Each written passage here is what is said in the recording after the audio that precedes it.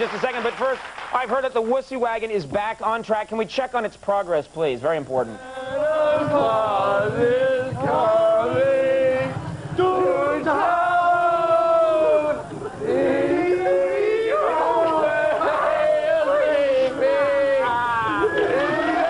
So sad.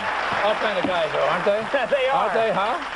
They're our kind of guys. They are our kind of guys. So let's talk about the movie, which is a very exciting project, Ghosts of Mississippi. Yes. You, Whoopi Goldberg, And Alec Baldwin. and Alec Baldwin are in the film. Rob and Reiner directing. this is a compelling story. First of all, you should you know, bring people up to date on, Yeah, in case they don't know. But very simply, Medgar Evers, who was a great local civil rights leader in Jackson, Mississippi, was shot to death in his driveway in front of his 3 children and his wife by a coward named Byron de la Beckwith, who shot him in the back, a racist white supremacist. And it took 27 years and 3 trials to bring him to justice, which I'm proud to say that the state of Mississippi did in fact do.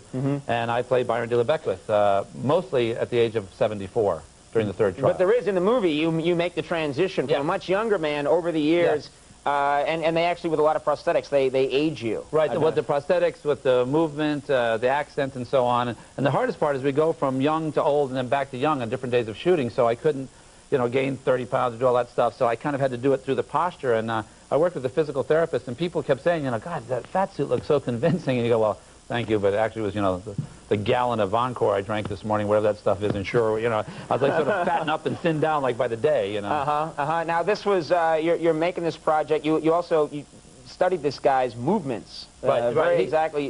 There's a snorting thing that he does. He does this weird thing. There are tapes of him doing interviews, and when he talks, I mean, I haven't done it now in a while, so it's hard to do it, but he would always talk and say, you know, I was making a speech in Mississippi. I thought, this guy's like a can of like lima beans in his throat or something. He had this really strange way of talking. He did this like bizarre snorting thing, which I guess goes along with being, you know, a member of the Aryan nation or something. But but he was such an unbelievably bizarre and colorful character that it was a great, great challenge to play him.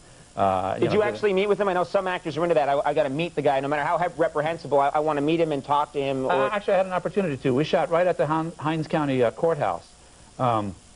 And he was up in the window because he's kept there. He can't be kept in state prison because he'd have a shelf life of about 13 minutes. You know, he'd be killed. And so they keep him there for life. And I was offered an opportunity to meet him, but I did decline on moral grounds because, I mean, I just felt that this man doesn't deserve to have his existence even acknowledged by us. It's one thing to make a movie where he's a part of it. Right. There's already been you know, people saying that your performance is so riveting that there's been some Oscar talk, which is a cliche in this business. People say, oh, there's been Oscar talk. In your case, there actually has been. I'm always saying about myself, there's Oscar talk. And it's a sad sham on my part. But you actually, there has legitimately been people discussing the possibility that this could be an Oscar-nominated performance. How do you feel about that? It's an incredibly gracious thing for people to do, and it makes you feel really good, and you get like really superstitious about it, so I never say the O word, but I will say thank you for bringing it up. Right. But I didn't just ruin everything. Okay. Well, close.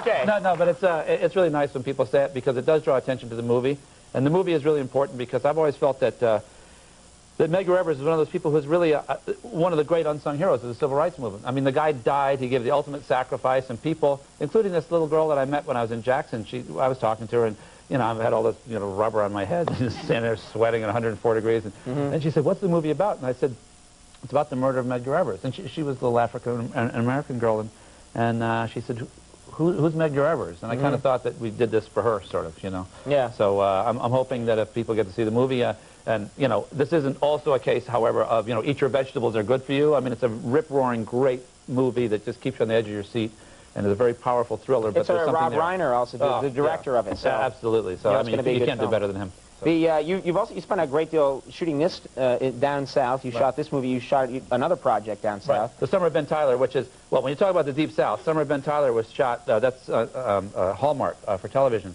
which was also a race story, but it was shot in North Carolina, and, you know, after you've been in Mississippi, North Carolina is like Canada, okay? I mean, I'm talking about the Deep South. I mean, there's Mississippi, there's the rest of the South. Mississippi, you're there, okay? Right. Now, do you feel like that you blended in well into the South? Did you enjoy it? Did you become... I blended well with my pocket protector and the rubber on my head, you know. It's like, let me tell you something. If your like great-great-grandfather wasn't, you know, Jefferson Davis's best friend, you don't blend in the South. I mean, you know, all that joking aside, I will say, in fact, and I think it's important to point this out, the people of Mississippi were extremely cordial to us.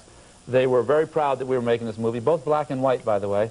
I never heard one white person make any jokes or anything else. They all think Byron de la Beckwith. Everyone that I met is pretty despicable. And, and I am proud to say that, you know, the state of Mississippi did finally convict Byron de la Beckwith, while the state of California did not, in fact, convict O.J. Simpson. So, hey, there's that to think about. All right. That's another film you're going to make. Oh, man. So, you know, credit where credit is due, because you get a lot of people saying a lot of things about Mississippi, but I was really very amazed about how great people there were among the races and so on. And you've seen a lot of progress, because they had a long way to come from. They had a past that I think that they've really done a lot to overcome, and it was really great to be down there and see people work together. Well, people should check out the project. It's Ghosts of Mississippi, which opens next Friday, and a lot of people are going to see that. And This Summer of Ben Tyler is on CBS this Sunday. Right, this Sunday at I'm not sure what time actually, but in the evening sometime you'll see it. So pretty much, I think what we're saying is tune in to CBS and stay there the whole night long. Stick around, okay? Wait, I can't say that. What have I done? You've done the thing that nerds always do. You've screwed up. Oh, no. You've ruined it. I can't believe that. John Lennon's going to beat the crap out of you. Are you insane? CBS it. All right. Well, okay. James Woods, thank you very much. Best of luck with everything. Jay Moore, John Fitzgerald are coming up. We'll be right back.